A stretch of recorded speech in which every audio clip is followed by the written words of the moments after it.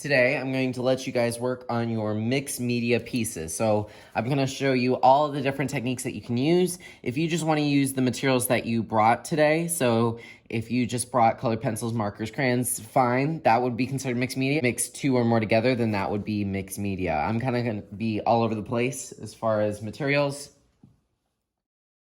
Go ahead and look at your image. You're going to be deciding what you use. I'm going to be using Sharpie and going over all of my lines to start. I will have the Sharpies out if you need to borrow a Sharpie.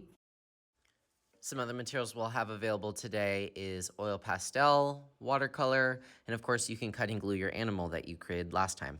I'm now going to use some of my crayons. If you brought these with you, awesome. I'm also going to be using a rubbing plate and seeing if I can do some cool effects. I'm going to be putting watercolor on top of this, so you're probably wondering why I'm using a white crayon because I couldn't see it. Well, if you put watercolor on top of it, the wax in the crayon will reject the paint, which will make a cool effect. All right, I used my rubbing plate, and you're probably thinking like, what the heck, Mr. Bofield, have you gone colorblind? No, I'm doing these abstract colors on purpose because remember, if you use crayon and a rubbing plate, those textures will pop through if you decide to use watercolor, which I'm doing. So if you brought your watercolor kit, feel free to get some water. You might need some paper towels, which of course I have. You should still have your paintbrush. And then I'm not gonna go over painting. We've painted enough this year, but just go for it. Remember, this is mixed media, so you can mix things on top of each other. See how I'm putting green on top of that yellow? You can see the yellow popping through, and it just makes the image a little bit more interesting. Work hard and try your best. Try to fill up the entire piece of paper. So here's an update so far. You can see that my crayon rubbings are popping through, and that's just an interesting way to really brighten up your image and honestly do less work. I'm kind of lazy like that. So work smarter, not harder today, because we only have today to finish this. I'm leaving this open down here because I'm gonna use probably oil pastel. I'm also gonna cut out my animal and insert that into my image. All right, so I'm gonna use some oil pastel. Oil pastels are great for color blending. So think of these as kind of like a crayon, but you can do a little bit more mixing. Most of the time when you use like a crayon, it doesn't really mix because it's made out of wax. These have oil in them, so that's why we call them oil pastel. Oil is known for mixing. If you're ever done with paint, make sure you clean that up before you move on to something else. Otherwise, you're gonna have a big mess on your hand and you're not gonna be able to clean up in time. If it's your paintbrush, it needs to go back in your tray, close your tray. Water cup goes in the sink. If you need to ever refill your water, fine, but just only refill a little bit because you know it's gonna spill. Paper towels are used for cleaning up wet messes. If you make a mistake on the paper, you can of course use the paper towel, or maybe you can do some really cool effects with it. And that might be interesting. We also have wet wipes in case your hands get dirty. Oil pastels will make your hands dirty, so just keep that in mind as we work today.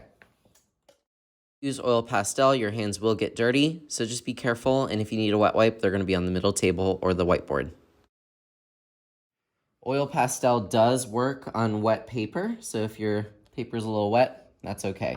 You can still go over it and add a little bit more dimension, but I wanna make sure that you guys have a day where you can really experiment with what you wanna do.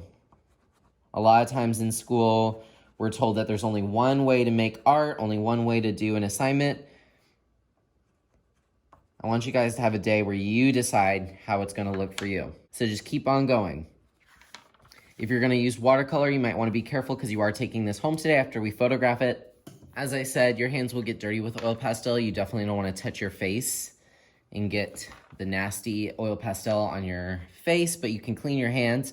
So if you want to use your finger to blend, you can. So you can see how it's all scratchy right now. If I just take a finger and rub it over, that's another way you can really build up that color without working too hard. So oil pastel, you can move it around the surface a bunch. As you guys are finishing with materials, please return them. Like for instance, I'm done with the oil pastels and the Sharpies, it's time to put them away. If you were here last time and you submitted an animal, you do have the option of cutting it out and inserting it into your image if you so choose. If you decide you don't want to today, I'm not making you, but cutting and gluing is also considered part of mixed media as long as you combine it with something else. So I wanted to make sure you have that option, so that's why we did this last time. If you weren't here last time, then you won't have an animal, don't worry about it. Of course, just take your glue, give it some glue, and put it wherever you think it's going to look best. Just make sure that you clean up your area. Any trash is trash. There have always been two ways that you can find your portfolio.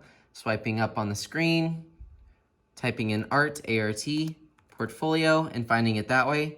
Or if that's just too intense for you, if you go to the top of classwork, you can find your portfolio there. Just click it, open it, and then we're gonna go to our mixed media unit. This is our final thing we're gonna upload to our portfolio. At the end of this year, I'm going to archive the class. So at some point today, you might want to click File and then make a copy of this entire presentation, because I'm afraid that at some point this will be deleted. And if you wanna keep this forever, make sure that you press Make a Copy Entire Presentation before I archive the class this summer. 42, because that one says Final Work of Art. Of course, you press Insert, Image,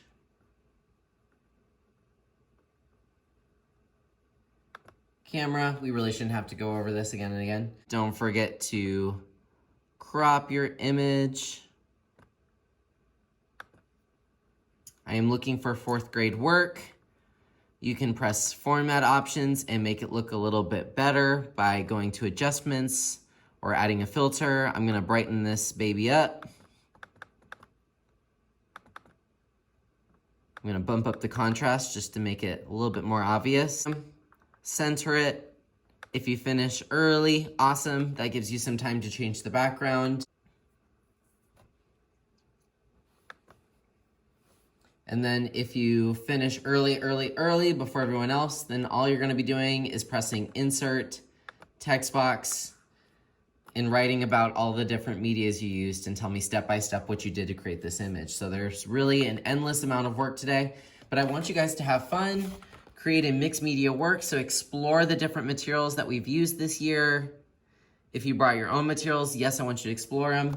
Either use your animal or not. You can take it home today too. You are taking this with you, so please make sure you have an image in your portfolio on slide 42. That would be great. All right, guys, have a fun day. That was a lot of information. Make sure you clean up your mess. And I'm so proud of all the work that you've done. Bye-bye.